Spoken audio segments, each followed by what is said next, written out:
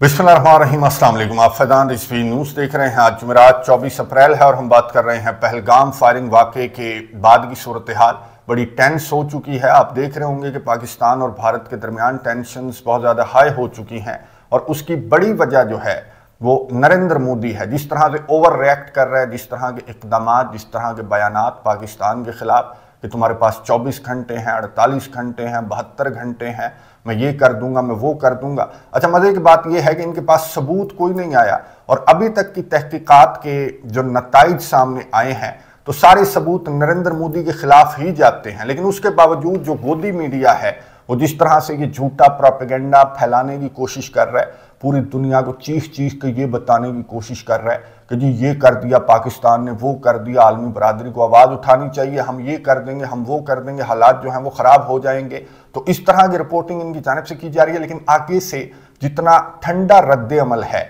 आलमी बरादरी का, इंटरनेशनल मीडिया का, और इस ठंडे रद्द अमल पर गोदी मीडिया जो है वो नाराज हो गया है। किस तरह की रिपोर्टिंग गोदी मीडिया की जानिब से की जा रही है वो भी आपको बताऊंगा। पहले मैं आपको सबूत बता देता हूं जो इनकी अपनी अथॉरिटीज की जानिब से जाहिर है कि जारी किए गए हैं। तहकीकात के जो नताइज अभी तक सामने आए हैं तो आपने गौर से अगर आप सुनेंगे तो एक एक करके आपको इसके अंदर जो सबूत है वो नजर आ जाएगा नरेंद्र मोदी के प्रोपेगेंडे का। सबसे पहले तो भारतीय अथॉरिटीज ने ये बताया कि जी 26 हलाक हुए फायरिंग वाक़े में, पहलगाम फायरिंग वाक़े में। सारे के सारे 26 जो हैं वो मर्द थे, 25 जो हैं वो भारतीय थे और एक नेपाली था। लेकिन ये सारे के सारे हिंदू नहीं थे, बल्कि इनमें से 25 हिंदू थे और एक मुसलमान था। अब गोदी मीडिया की रिपोर्टिंग की जानिब आ जाएं जो कल से चीख चीख के ये बता रहा है कि जी हमला आवर आए, उन्होंने नाम पूछा, मजहब पूछा और फिर जब ये कंफर्म हो गया कि हिंदू है तो उन्होंने फायर मार दिया।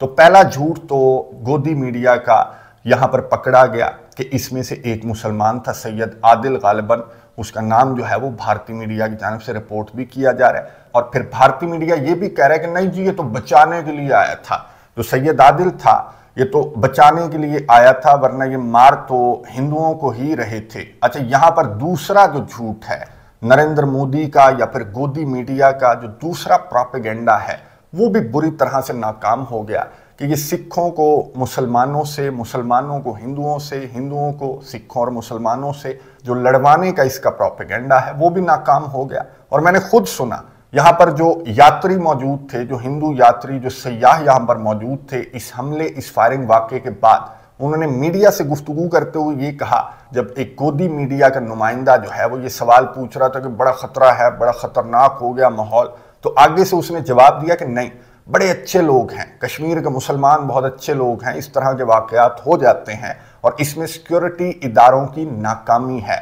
और मैं आपको बता दूं कि सिक्योरिटी इदारों की नाकामी को लेकर या फिर गोदी मीडिया की रिपोर्टिंग को लेकर कश्मीर के अंदर बहुत ज़्यादा मुजाहरे भी किए जा रहे हैं, क्योंकि इनकी अपनी रॉ जो एजेंसी है उसने बयान जारी किया कि हमने चंद हफ्तों कबल ये बता दिया था कि 70 जो फॉरेन टेररिस्ट हैं वो मकबूजा कश्मीर के अंदर मौजूद हैं, तो आपने चौकन्ने रहना है। तो यहाँ पर सिक्योरिटी इदारों की एक तो नेग्लिजेंस तो है, लेकिन ये जो 70 फॉरेन टेररिस्ट्स वाली बात इनकी एजेंसी की जानिब से की गई, तो ये आपको मालूम है कि फॉरेन टेररिस्ट से इनकी क्या मुराद होती है। और इन्होंने ये जो सबूत हैं, एक और सबूत मैं आपको दिखा देता हूँ कि ये जो फॉरेन टेररिस्ट की बात कर रहे हैं तो कई 100 किलोमीटर दूर LOC जो है वो पहलगाम से कई 100 किलोमीटर के फासले पर है। और यहाँ पर इस फायरिंग वाक़े में एक तो AK-47 जो राइफल है वो यहाँ पर पकड़ी गई और दूसरा जो असलहा था M4 कार्बाइंस। ये जो M4 कार्बाइंस हैं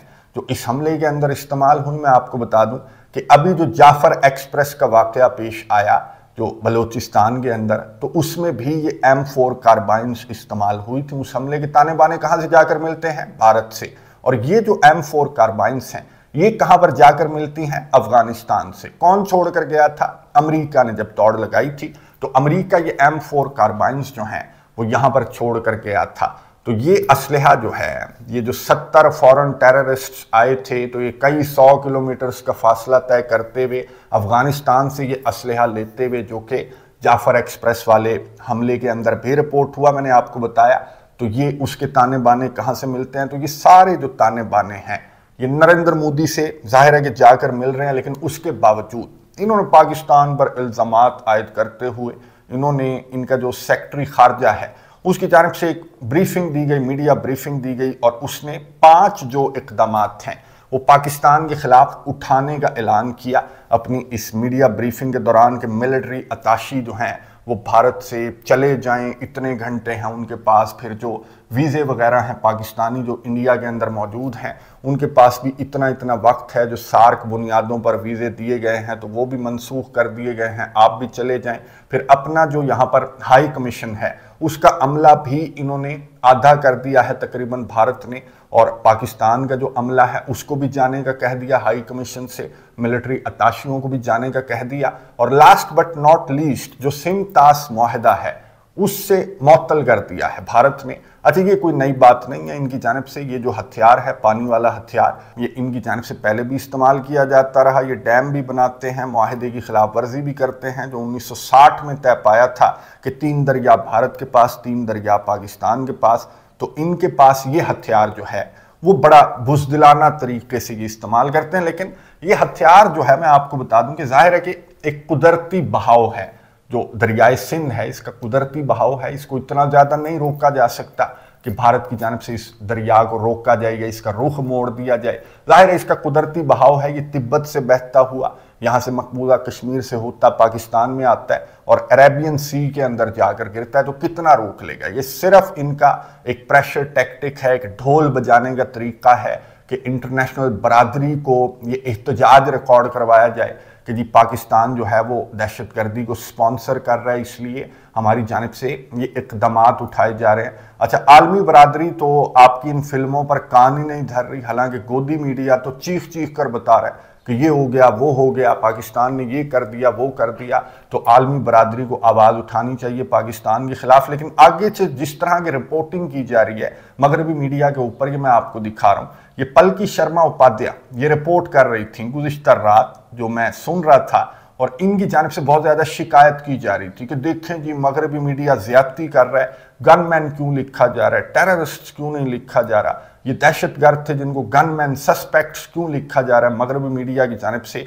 तुर्किया का मीडिया, मगरबी मीडिया, BBC हो या फिर दीगर जो प्रोमिनेंट जरीदे हैं, न्यूयॉर्क टाइम्स के ऊपर भी गनमैन और इस तरह के जो अल्फाज हैं वो लिखे गए इस फायरिंग वाक़े को लेकर। जाहिर है कि ये जो दहशतगर्दी का वाक़या था ये आपके लिए होगा, लेकिन आपकी जो हिस्ट्री है वो तो पूरी दुनिया को मालूम है, आलमी कवानीन मौजूद हैं कि आपने 2019 में क्या किया, ये 370 क्या है, 35A क्या है, ये पूरी दुनिया को मालूम है। जो अक़वाम मुत्तहिदा की करारदादें हैं वो भी पूरी दुनिया को मालूम है।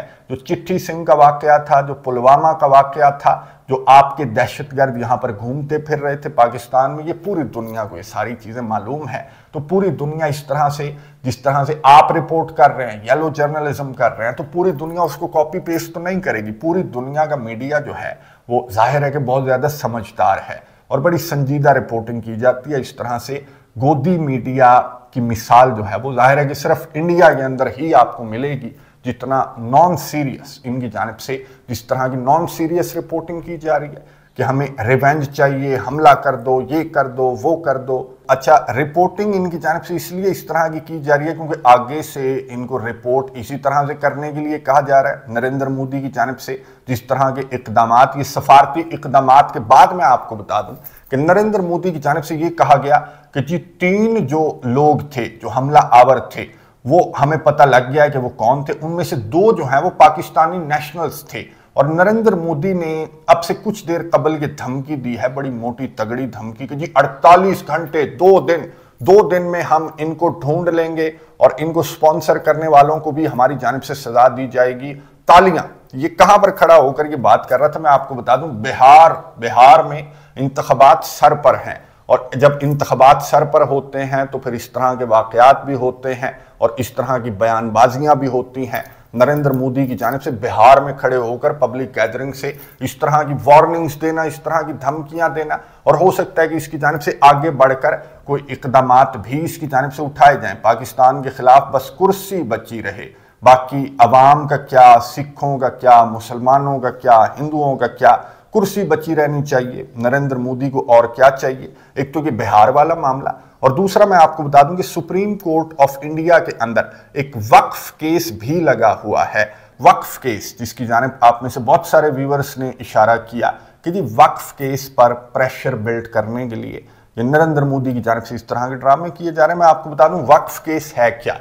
वक्फ जो है ये हमारी शरिया के अंदर, इस्लामी शरिया के अंदर आपको मालूम है कि वक्फ कर दी जाती है। कोई ज़मीन हो मस्जिद के लिए, मदरसे के लिए, ये वक्फ कर दी जाती है। तो फिर वक्फ बोर्ड बनाया गया था 90s के दौर में भारत के अंदर, और उस वक्फ बोर्ड के अंदर जाहिर है कि मुसलमान हैं, तो ये जो वक्फ की गई ज़मीनें हैं इनकी देख रेख करते हैं। तो इसको चेंज करने के लिए नरेंद्र मोदी की हुकूमत की जानिब से ये जो वक्फ बोर्ड है इसमें कुछ चेंजिंग्स की जा रही थी कि इसमें हिंदुओं को भी डाला जाए और इसमें हुकूमत को जो है वो ज़्यादा अथॉरिटी मिलनी चाहिए वक्फ बोर्ड के अंदर। तो इसका केस चल रहा है क्योंकि बहुत सारी जो जमातें हैं मुसलमान हैं उन्होंने इस तरमीम केस के खिलाफ पटिशन फाइल की है सुप्रीम कोर्ट में, जो ज़ेर समात है भारत की सुप्रीम कोर्ट के अंदर, कि मुसलमान तो ये समझ रहे हैं कि नरेंद्र मोदी जो है वो मुसलमानों को, सिखों को, किसी को बर्दाश्त नहीं करेगा।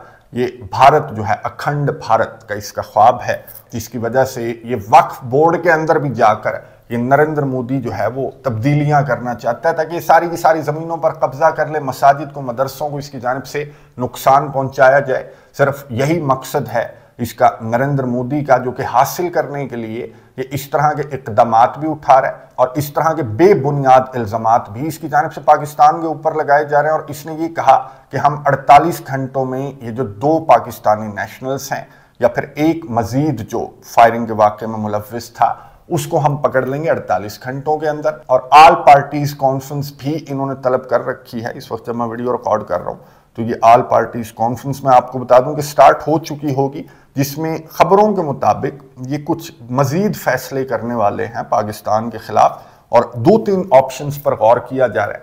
पहला ऑप्शन तो ये है कि जो नेतन्याहू की आपको झलक इसके अंदर नजर आ रही होगी कि ये ना इंटरनेशनल कवानीन को मान रहा है, जो सिंतास माहिदा था इससे मअतल कर दिया, इसने यूनिलैटरली मअतल कर दिया, ये इंटरनेशनल कवानीन की खिलाफ वर्जी है।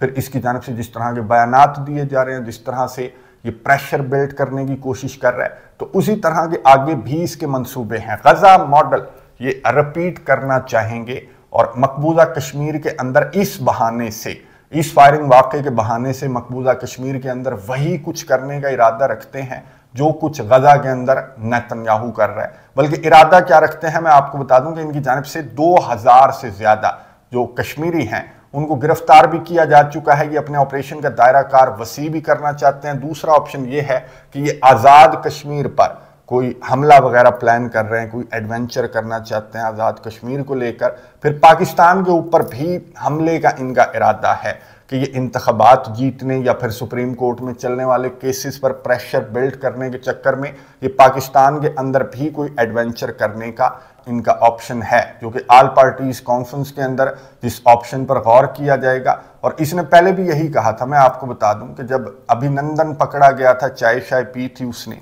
यहाँ पाकिस्तान के अंदर, तो यही था नरेंद्र मोदी जिसने ये कहा था कि रफाल होते तो मैं ये कर देता और मैं वो कर देता। अब इनके पास मैं आपको बता दूं रफाल हैं तो ये रफाल का तजर्बा करने की कोशिश करेंगे। लेकिन मैं आपको बता दूं मिग या रफाल हो, अगर अंदर अभिनंदन बैठा हुआ है तो फिर उसका वही हाल होना है कि उसने चाय पीनी है। लेकिन इस मरतबा तो पाकिस्तान की अथॉरिटीज की जानिब से बयान सामने आया कि चाय भी नहीं पूछेंगे हम। इस मरतबा अगर तुमने कोई एडवेंचर करने की कोशिश की तो चाय भी नहीं पूछेंगे, बल्कि बगैर चाय पिलाए तुम्हें यहाँ पर बिठाएंगे। अगर तुमने पाकिस्तान के साथ कोई छेड़छाड़ करने की कोशिश की तो तुम्हारे साथ बहुत बुरा हाल किया जाएगा।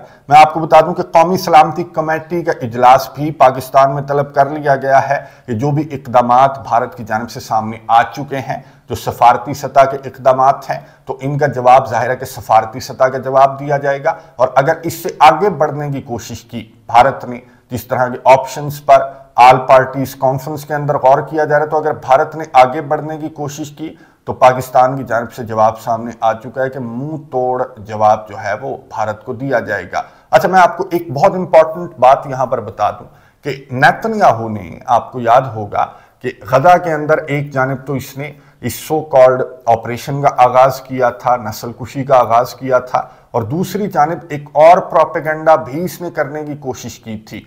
जो फलस्तीनी हैं उनको हमास के खिलाफ उठ खड़ा होने के लिए इसकी जानिब से बहुत ज़्यादा प्रोपेगेंडा किया गया था। और अब यहाँ पर पाकिस्तान में भी इसी तरह का प्रोपेगेंडा इसकी जानिब से किया जा रहा है, नरेंद्र मोदी की जानिब से। और जो आपसी इख्तलाफात हैं, जो सियासी इख्तलाफात हैं, जो आपसी चपकलश है, पाकिस्तान के जो अंदरूनी मामलात हैं, उनका फ़ायदा भी ये उठाने का इरादा रखता है।